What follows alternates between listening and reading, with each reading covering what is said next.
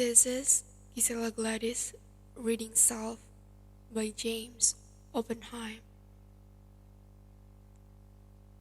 Once I freed myself of my duties to tax and people and went down to the cleansing sea. The air was like wine to my spirit. The sky bathed my eyes with infinity. The sun followed me, casting golden sneers on the tide.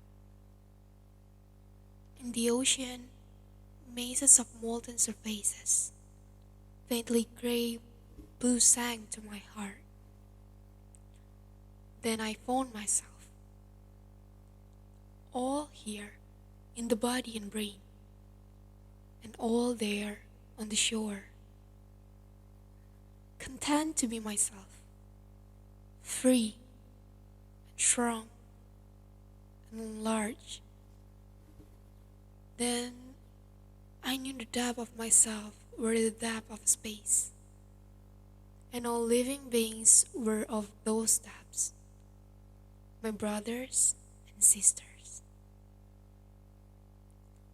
And that by going inward and away from duties, cities, street cars, and greetings, I was dipping behind all surfaces, piercing cities and people, and entering in and possessing them more than a brother, the surge of all life in them and in me.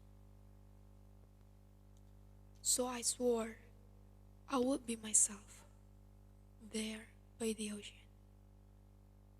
And I swore I would cease to neglect myself, but would take myself as my maid, solemn marriage and deep midnights of thoughts to be, long morning of sacred communion and twilight of thought, myself and I, long parted, clasping and married till death.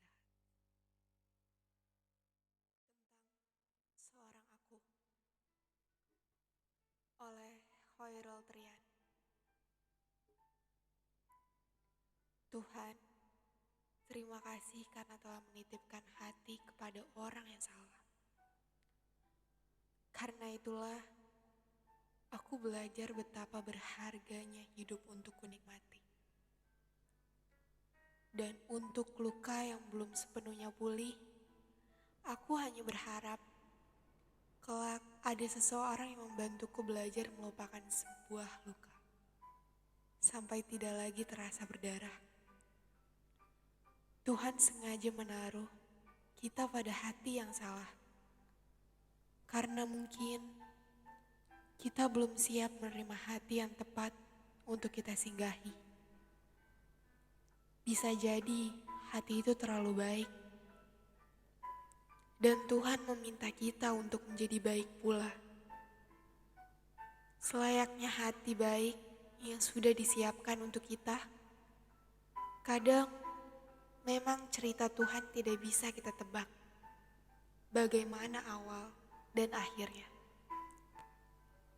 Tapi kita hanya bisa menentukan kepada siapa kita akan berlabuh. Kalau memang pilihan kita tepat, maka beruntunglah. Karena kau tidak perlu repot membenahi hati yang patah. Dan kalaupun yang kau pilih bukan pilihan Tuhan, tak apa. Itu hanya sedikit dari rencana indah yang sudah diatur sedemikian rupa. Sejatinya, hakikat manusia hanya berusaha. Untuk kemana langkah yang akan kita pilih? Itu semuanya pilihan kita. Kalau kita ingin yang terbaik, maka jadilah baik. Setidaknya, baik untuk dirimu sendiri. Karena tak jarang banyak manusia berbuat baik hanya demi dilihat manusia lain. Betapa sebuah usaha yang sia-sia. Coba kita renungkan. Kenapa kita masih diberi nafas dan hidup sampai detik ini? Kalau tidak untuk berusaha mengejar semua mimpi dan sebuah hati. Kadang tujuan hidup seseorang hanya untuk bersenang-senang, mencari dalam sehari dan menghabiskan dalam semalam. Dan kita akan hancur jika tidak benar memaknai hidup ini. Untuk apa dan kepada siapa kita akan kembali? Lalu, kenapa masih sibuk membebani diri dengan sebuah jiwa yang kadang tidak tahu diri? Lantas, apakah kebahagiaan sepenuhnya adalah milik kita? Tidak, selagi kita tidak pernah sadar dengan sebuah hembusan nafas yang saat ini sedang kita nikmati. Sebuah jalan cerita memang kadang perlu konflik, perlu sedikit tekanan,